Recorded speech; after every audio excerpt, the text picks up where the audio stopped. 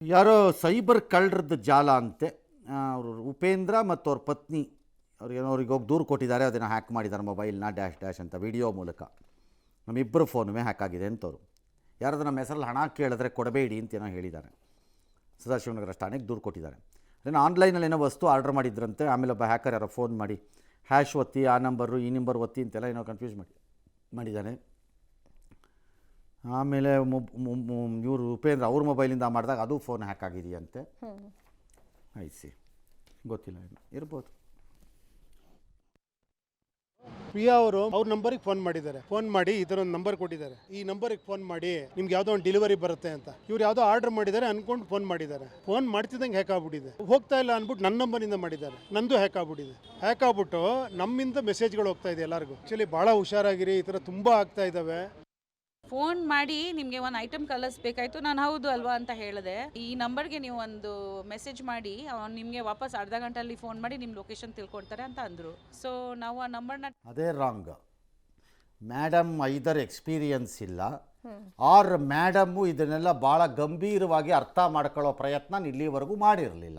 ಹೇಗಾಗುತ್ತೆ order place ಮಾಡಿದರೆ ನಿಮ್ಮ ನಂಬರ್ ಅವ್ರ ಹತ್ರ ಇದೆ. ಹೌದು.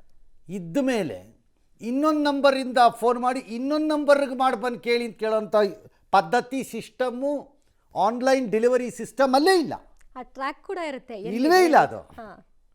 ಅದಕ್ಕೆ ಹೇಳಿದ್ದು ಮೇಡಮ್ಗೆ ಇದು ಫಸ್ಟ್ ಟೈಮು ಮತ್ತು ಮೇಡಮ್ ಇದನ್ನು ತಿಳ್ಕೊಂಡಿಲ್ಲ ಅಷ್ಟೇ. ಈ ಥರದ ವಂಚನೆ ಬಹಳಷ್ಟು ಅದು ಇಲ್ಲವೇ ಇಲ್ಲ. If you are ordering online, ನಿಮ್ಮ ಮೊಬೈಲ್ ನಂಬರ್ ಅಲ್ಲಿದೆ ಆನ್ಲೈನಲ್ಲಿ, ಅಲ್ಲಿ ಮುಗೀತು. ಅದಕ್ಕೆ ಯಾರೋ ಒಬ್ಬ ನಿಮಗೊಂದು ಫೋನ್ ಹಾಕಿ ಅಲ್ಲಿ ಇನ್ನೊಂದು ಫೋನ್ಗೆ ಹಾಕು ನೀನೀಗ ಅಂತ ಅವನಿಗೆ ಮಾಡೋಕ್ಕೆ ಕೇಳಿಕ್ಕೆ, ಅದು ಬಂದ ತಕ್ಷಣ ಗೊತ್ತಾಗಬೇಕು ಅದು ಅಲ್ಲ ಅಂತ. ಹೌದು, ಡಿಫಾಲ್ಟ್ ಅರ್ಥ ಮಾಡ್ಕೊಳ್ಬೇಕು. ಒಂದು. ಎರಡನೇದು ಸುಮ್ಮನೆ ಆಗ್ಬಿಡ್ಬೇಕು ಅದಕ್ಕೆ ಆನ್ಲೈನ್ದು ಸರ್ವಿಸ್ ಯಾರದ್ದಿದೆ ಅಥವಾ ಯಾರಿಗೆ ಆರ್ಡರ್ ಮಾಡಿದ್ರಿ ಅವ್ರದ್ದು ಯಾವುದೋ ಕಸ್ಟಮರ್ ಕೇರ್ ನಂಬರ್ ಇರುತ್ತೆ, ಅದಕ್ಕೆ ಮಾಡಬೇಕು. ಹೌದು, ಅದನ್ನು ಕ್ರಾಸ್ ವೆರಿಫೈ ಮಾಡ್ಕೊಂಡು ಸರಿ ಹೋಗ್ತಿತ್ತು. ಹೀಗೆ ಕೇಳ್ತಿದ್ದಾರೆ ಇದೇನಿದು ಅಂತ. ಇದೆಲ್ಲ ಬೇಸಿಕಲಿ ಎಚ್ಚರಿಕೆಯಿಂದ ಇರಬೇಕಾದಂತಹ ಪ್ರಪಂಚ. ಎಚ್ಚರಿಕೆಯಿಂದ ಇಲ್ದಿದ್ದಾಗ ಹೀಗಾಗತ್ತೆ. ಈಗ ಇವ್ರಿಗೆ ಆಗಿದೆ, ಮುಂದೆ ಇವರು ಪಾಠ ಕಲಿತಾರೆ. ಅಲರ್ಟ್ ಆಗಬೇಕು ಅಷ್ಟೆ. ಬೇಹುಗಾರಿಕೆ, ವಿಪತ್ತು ನಿರ್ವಹಣೆ ಹಾಗೂ ಸಂಶೋಧನಾ ಕಾರ್ಯವನ್ನು ಬರೀ ಯಂತ್ರಗಳಷ್ಟೇ ಅಲ್ಲ, ಸೂಕ್ಷ್ಮ ಯಂತ್ರಗಳೊಂದಿಗೆ ಜೀವಂತ ಕೀಟಗಳಿಂದಲೂ ಕೂಡ ಮಾಡಬಹುದು ಎಂಬುದನ್ನು ಧಾರವಾಡ ಕೃಷಿ ಮೇಳದ ವಿಸ್ಮಯಕಾರಿ ಕೀಟ ಪ್ರಪಂಚದಲ್ಲಿ ತೋರಿಸಿಕೊಡಲಾಗಿದೆ. ಕಳೆದ 3 ವರ್ಷಗಳಿಂದ ಕೃಷಿ ವಿವಿಯ ಕೀಟಶಾಸ್ತ್ರ ವಿಭಾಗವು ಮಾಹಿತಿಯನ್ನು ಕಲೆ ಹಾಕಿದೆ. ಇದೀಗ ಈ ಮಾಹಿತಿ ಒಳಗೊಂಡಂತಹ ಪರಿಕಲ್ಪನೆಯನ್ನು ಮೇಳದಲ್ಲಿ ಅನಾವರಣಗೊಳಿಸಿದ್ದಾರೆ. ಭವಿಷ್ಯದಲ್ಲಿ ಕೀಟಗಳ ಸದ್ಬಳಕೆಗೆ ಸಾಕಷ್ಟು ಇಂಬು ಕೊಟ್ಟಂತಾಗಿದೆ. ಚಿಟ್ಟೆ ಸೇರಿದಂತೆ ವಿವಿಧ ಕೀಟಗಳಿಗೆ ಹೋಲಿಸಿದರೆ ದುಂಬಿ ಹುಳುವೆ ಈ ಕಾರ್ಯದಲ್ಲಿ ಸೈ ಅನ್ನಿಸಿಕೊಳ್ಳುವಂತಿರುತ್ತದೆ. ಹೀಗಾಗಿ ದುಂಬಿ ಕೀಟಕ್ಕೆ ಸೂಕ್ಷ್ಮ ಚಿಪ್ ಅನ್ನು ಅಳವಡಿಸುವ ಮೂಲಕ ಬೇಹುಗಾರಿಕೆ ಶೋಧನಾ ಕಾರ್ಯವಷ್ಟೇ ಅಲ್ಲದೆ ರೈತಾಪಿ ಸಮುದಾಯವು ಕೂಡ ಕೃಷಿಯ ಚಟುವಟಿಕೆ, ಬೆಳವಣಿಗೆ ಹಾಗೂ ಕೀಟ ರೋಗ ಬಾಧೆಗಳ ಬಗ್ಗೆಯೂ ಕೂಡ ನಿಗಾ ಇಡಬಹುದು ಅಂತ ಹೇಳಲಾಗ್ತಿದೆ. ಕೀಟಗಳು ಮತ್ತು ಪ್ರಾಣಿಗಳನ್ನು ಬೇಹುಗಾರಿಕೆ ರಕ್ಷಣಾ ವಿಚಾರದಲ್ಲಿ ಬಳಕೆ ಮಾಡುವಂತಹ ಆಲೋಚನೆ ಇಂದು ನೆನ್ನೆಯದಲ್ಲ. ಹಿಂದೆ ಆಗಿದೆ, 50 ವರ್ಷದಿಂದಿದೆ. ಇಂದು ನೆನ್ನೆಯದಲ್ಲ.